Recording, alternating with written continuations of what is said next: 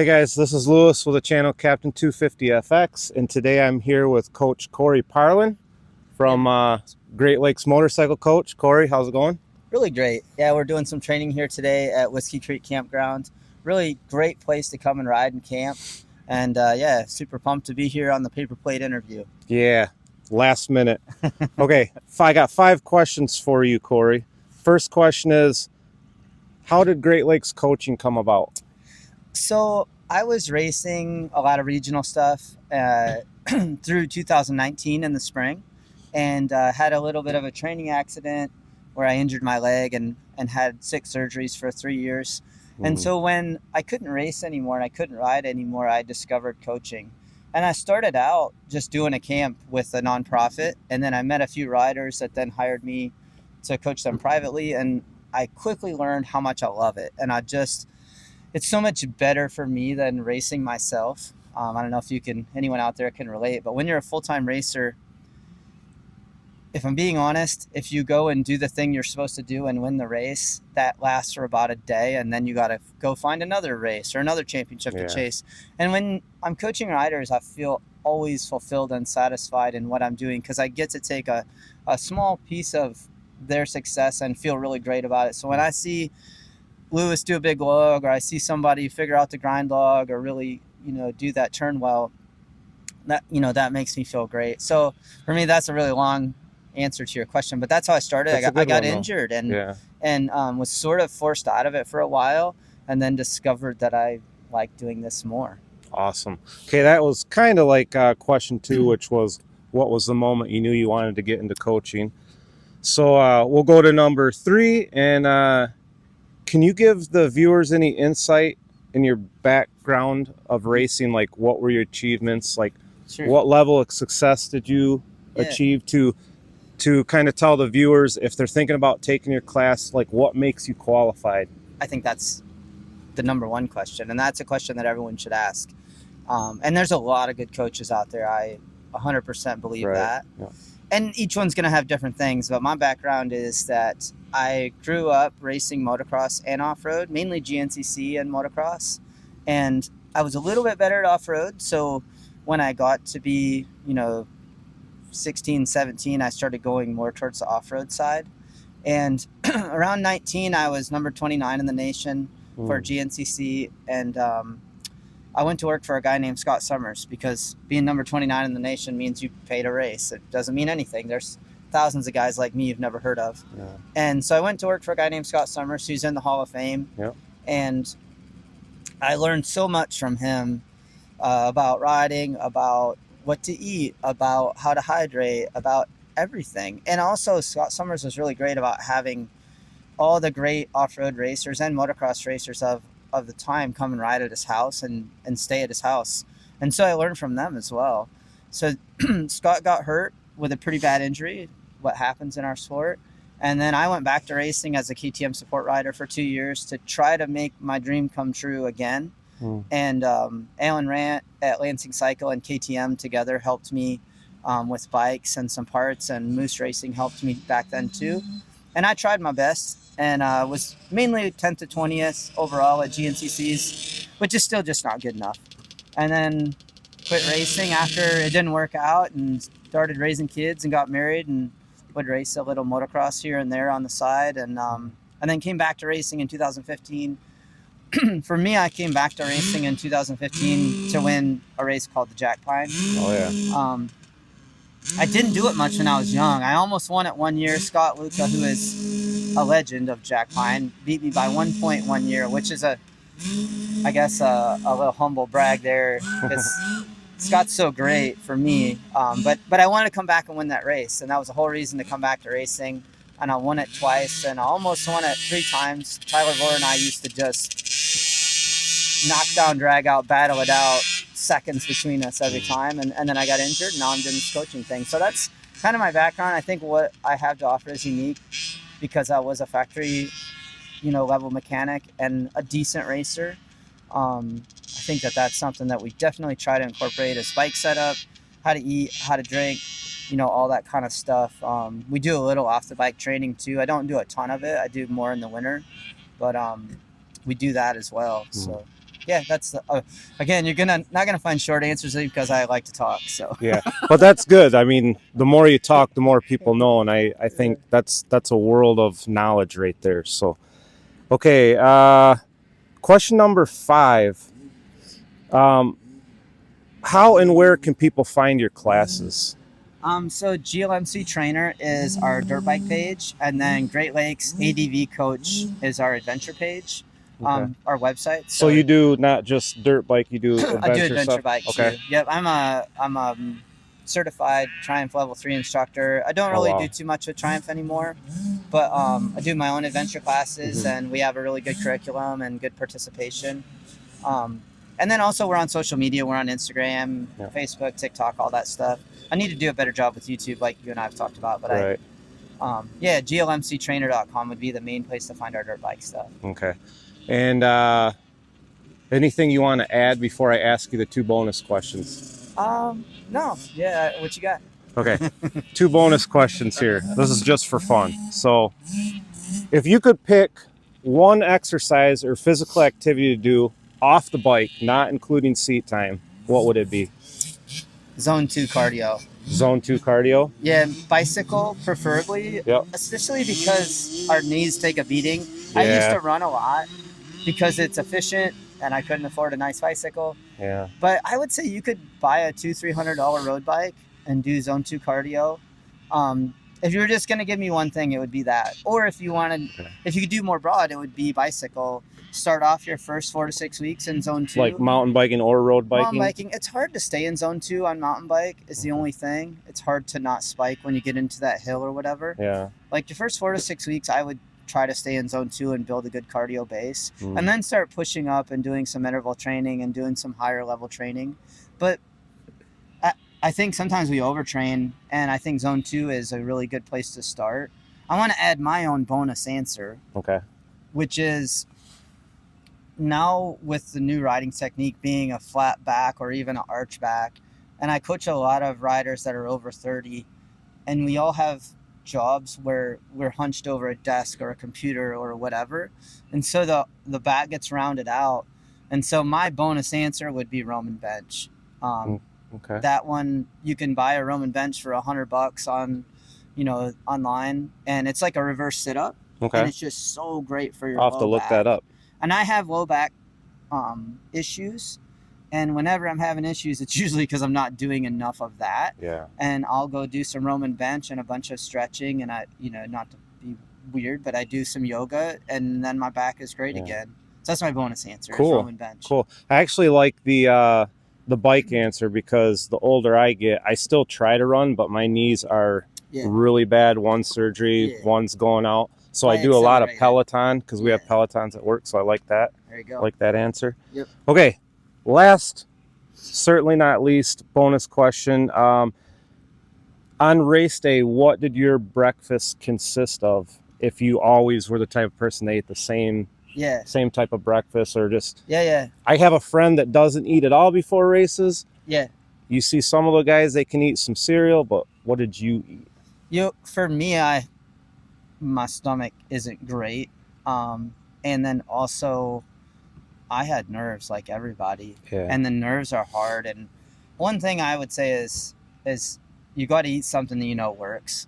And so for me, the night before, I would be complex carbs, usually like a whole grain, whole wheat pasta that I could handle, and then grilled chicken.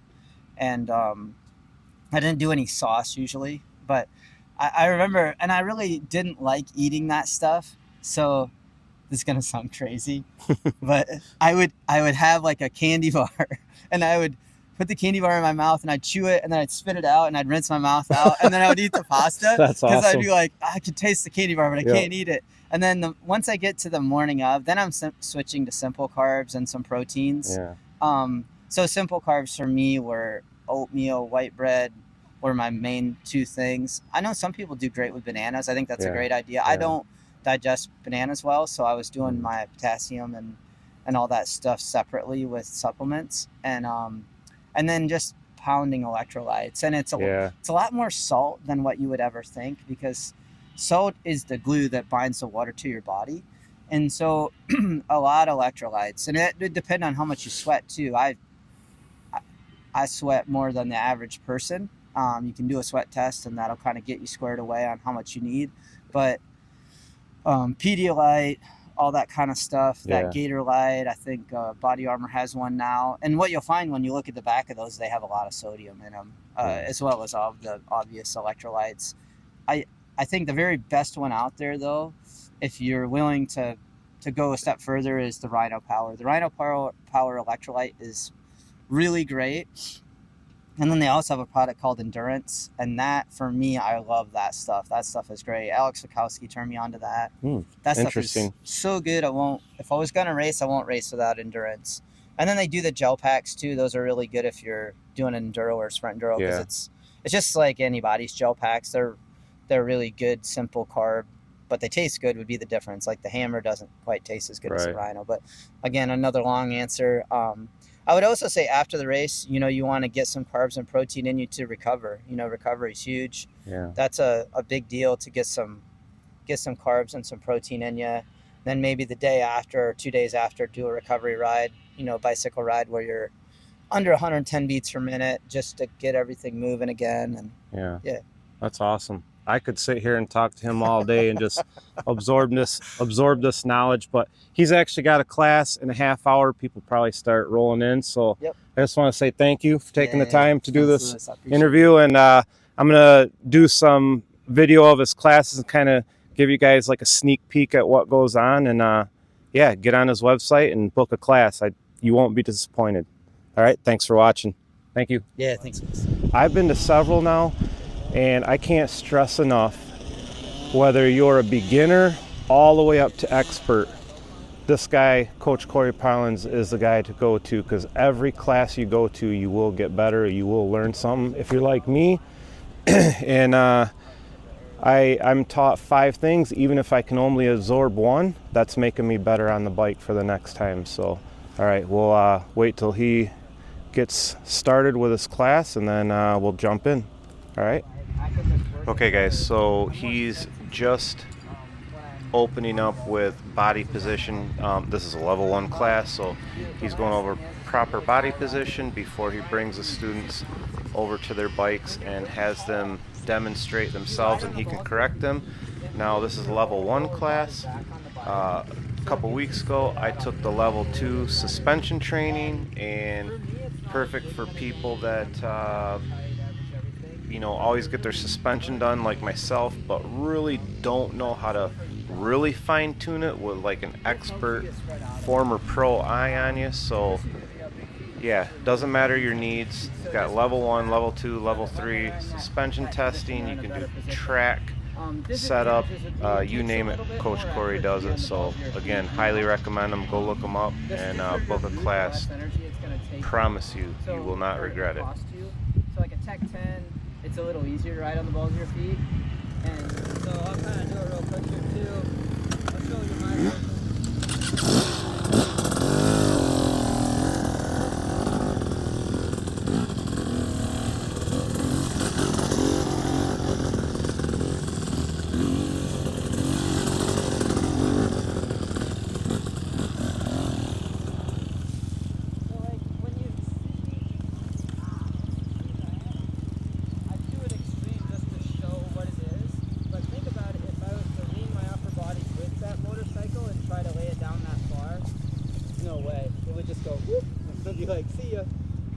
And this is a Shane Watts drill. I stole it from him years ago.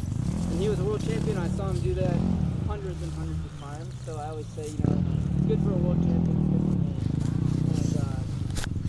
And we'll just split up. If we need extra space, we can go over there because there's not as many people here today. Yeah, let's get all the way forward so we can and then start to sharpen this up a little and then let it fall in.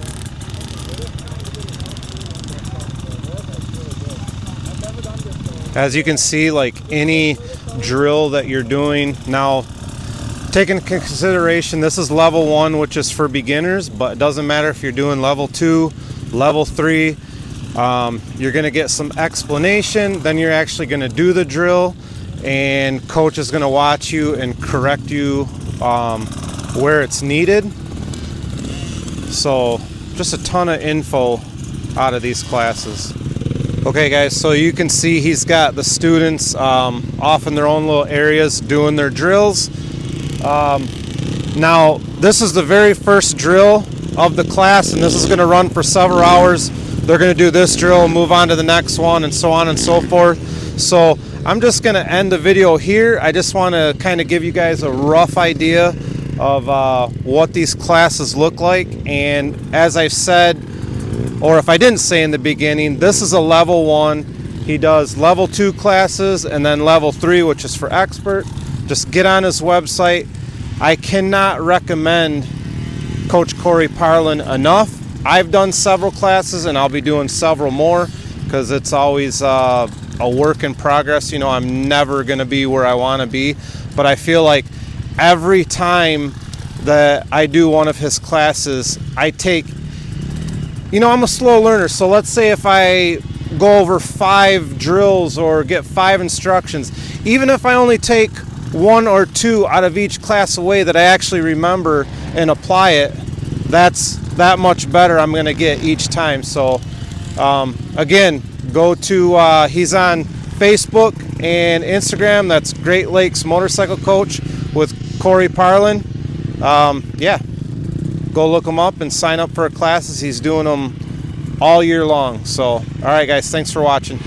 Okay guys, so we're at Whiskey Creek with Corey Parlin, and he's going to let me take his EX 300 out for a ride. And basically I'm trying the pipe because I want the pipe that's on his bike. So cool, appreciate it. I'll go slow so it comes back in one piece.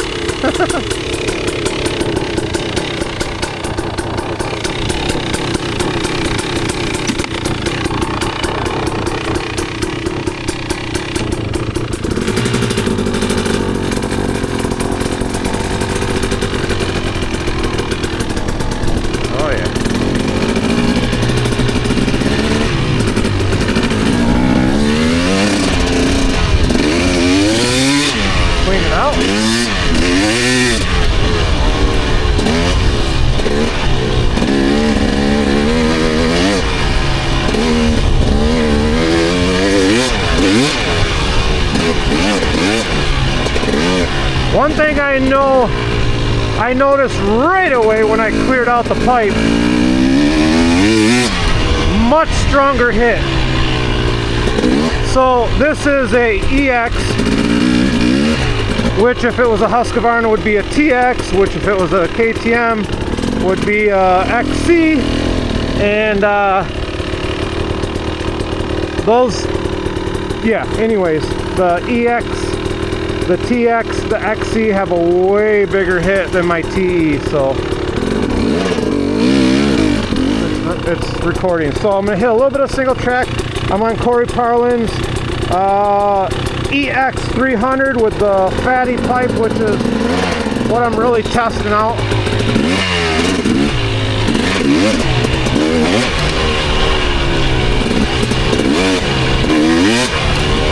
Wow. So much more hit than mine.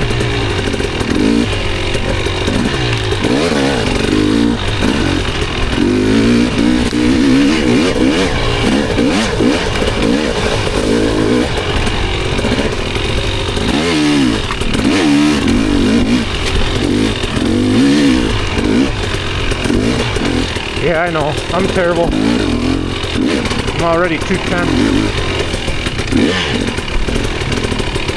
You know, when it's not your bike. Clutch lever's out really far too.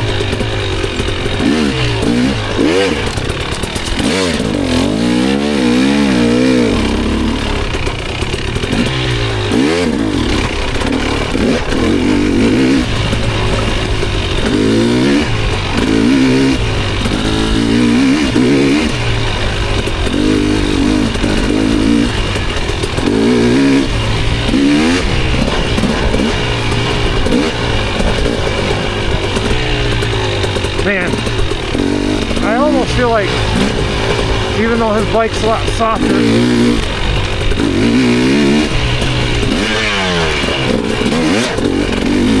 Feels really good.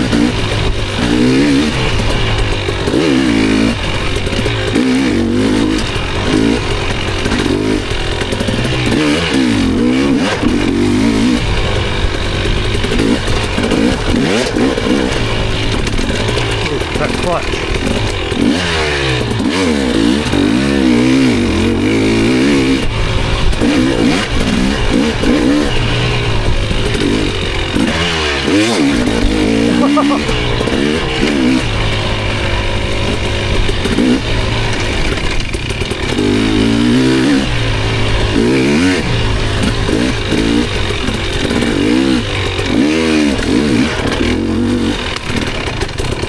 Alright, I gotta quit trying to push.